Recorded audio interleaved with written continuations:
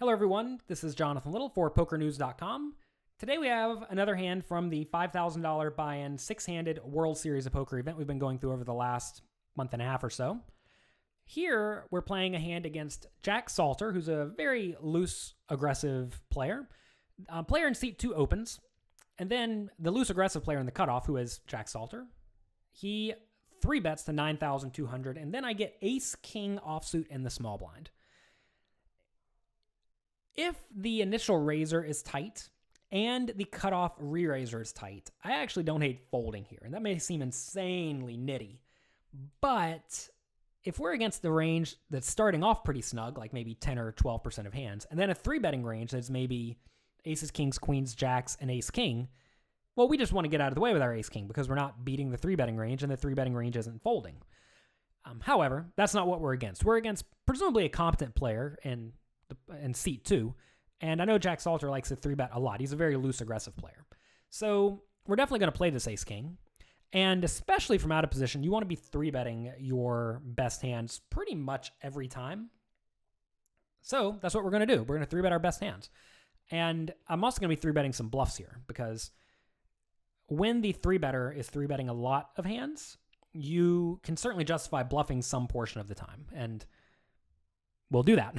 So anyway, with ace-king, I'm going to be 4-betting. I'm going to put in the 4-bet. I make it 29,000. So he made it 9,200. I made it 29,000, which is quite large, but certainly acceptable, I think. I want to re-raise somewhat large from out of position to generally discourage him from calling, because when I make it, let's say, 22,000 and he calls, he's not really making much of an error with anything in his range because he's going to be in position with relatively deep stacks.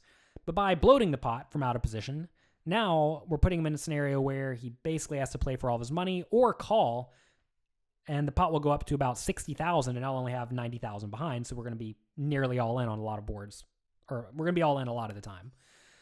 So I like this play by me, and I'm just going with it. Notice I started this hand with 120,000 chips, 60 big blinds, and I'm willing to go all in with ace-king. And I think that really makes a lot of amateur players nervous or uneasy because they want to know they have the best hand when all the money goes in. And you can't know you have the best hand when the money goes in with ace-king. I mean, your opponent could just be messing around with sixes or something like that. Or he could have 10-9 of diamonds, and next thing you know, he just drills a 9 and you're out of the tournament. But that's okay. This is the type of risk you have to be willing to take. And I realize when I get it in here, it's not like I have 80% equity or anything. I probably have 58% equity. So I'm willing to take a 58% equity all in, maybe 55%, maybe 52%, who knows? And I'm willing to do that for all the money, and that's what you have to be willing to do. Otherwise, you're just going to get pushed around and you're going to blind out, and you certainly don't win poker tournaments by getting pushed around and blinding out. So anyway, I make it 29,000. It gets back to him. He makes it 59,000. What in the world does that mean? Well, at this point, you generally have to assume he's going to call if you shove because he has about half of your stack in the pot. Remember, I started with 120. So the question is, does this re-raise size indicate anything? And I would venture to say that it doesn't indicate anything. It does not. I think it does not indicate anything.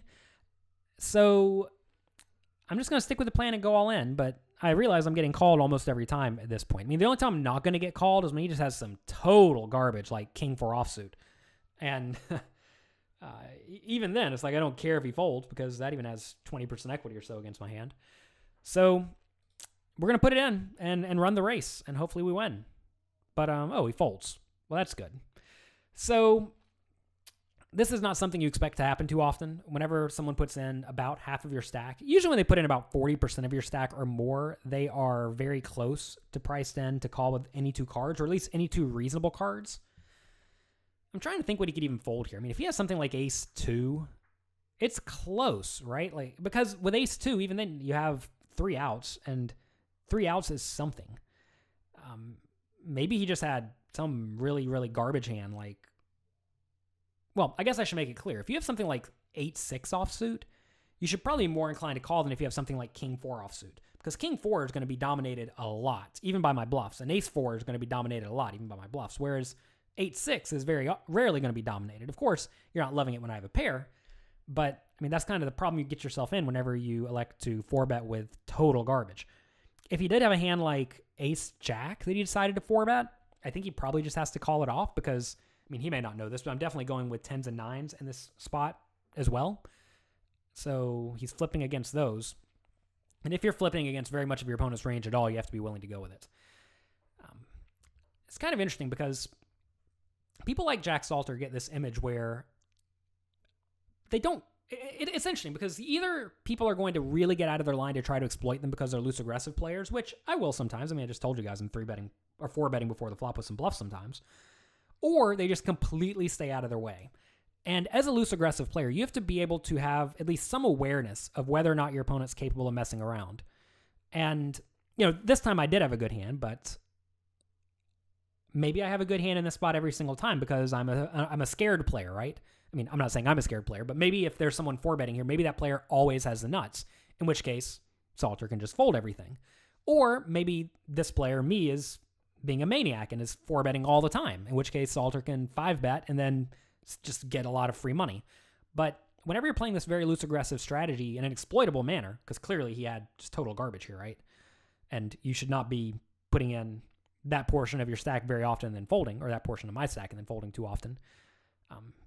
He probably thought I was getting out of line way more often than I am, because I'm not getting too ridiculous here. I'm just going to 4-bet with some of the suited aces and maybe some of the suited connectors. It's not like a ton of combination of hands. So he was probably thinking that I'm playing slightly more aggressively than I actually am. And when you make an adjustment incorrectly, very often it's going to backfire on you. And that's probably what happened this time. So that's going to be it for this hand. Don't be afraid to go all in with ace-king. Sometimes they're going to have aces.